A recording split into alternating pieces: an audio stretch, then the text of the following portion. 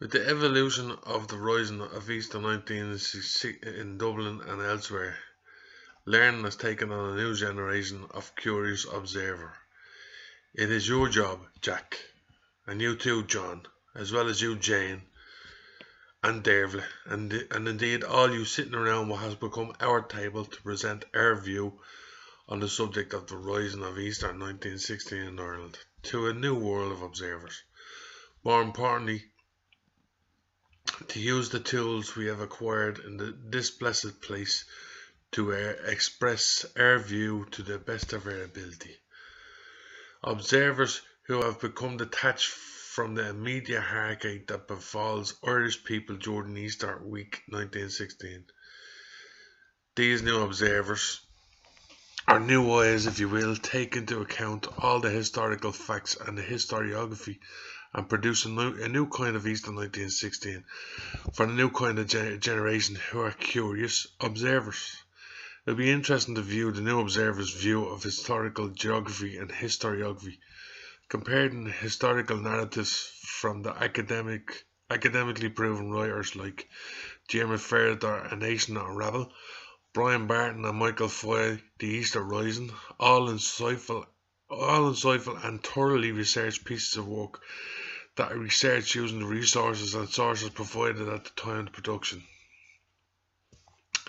Match that with the new historical narrative in 1916 that utilises the number 45 bus route and the skyline which the route follows provides an up-to-date historiographically accurate view or picture for the new social media historical observers. We only hope that some in this room and beyond will engage with the new wave of primary research tools at their disposal. But first, allow me to focus on the 100 years commemoration in Dublin and across the world, but more specifically on Dublin. For the last 13 years I have found myself on O'Connell Street on the 24th of April. This year I wanted to watch how others saw the rebellion, our rebellion.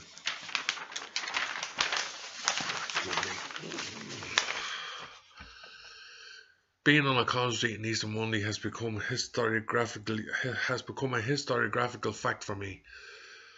Putting Easter 1916 in context and presenting the historiography of the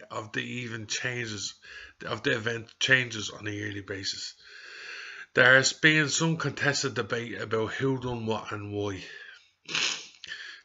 These details seem to be used as pawns because of the political climate we are in now at this present moment in time. Access to O'Connell Street was by invitation only on Easter Sunday.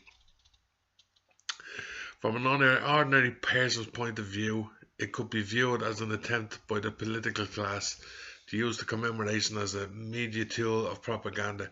However, with mature reflection, crowding issues meant restrictions, and the Gardaí also securing the people's safe exposure to the rising of 1916. Sunday ceremony was stuffy and formal and not open to all the citizens, and Ireland for all. Another quite brilliant aspect of the historiography that is there right now for everyone to see and feel is the Dublin bus route number 40. Travelling from the north side of Dublin, the number 40 takes in some important landmarks with regards to the Easter Rising of 1916. If one follows the skyline while on the number 40, both geographical history and history that is very real today reveals itself. I have taken the journey paying attention to the skyline. I have found the experience particularly moving. 100 years plus enrolled into a journey that starts at Finglas, travels through O'Connell Street, up Dame Street, past Dublin Castle and onto James Street, where it passes Kilmainham Jail and finishes emotional journey in Ballyfermot on Dublin's south side. Focus on the historiography of 1916 would be hard pushed to spend 1 hour on the number 40 bus. Coupling that journey while being on O'Connell Street on Easter Monday, and a great sense of awe and sadness fell over me.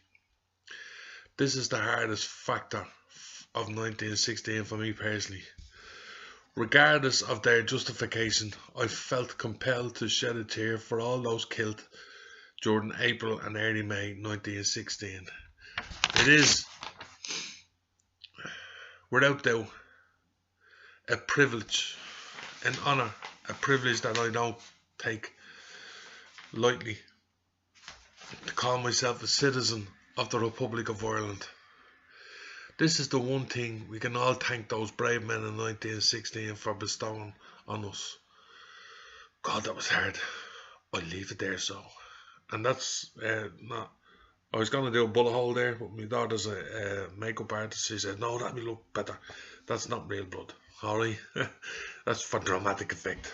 Ooh. Thank you. Hope you enjoyed the presentation.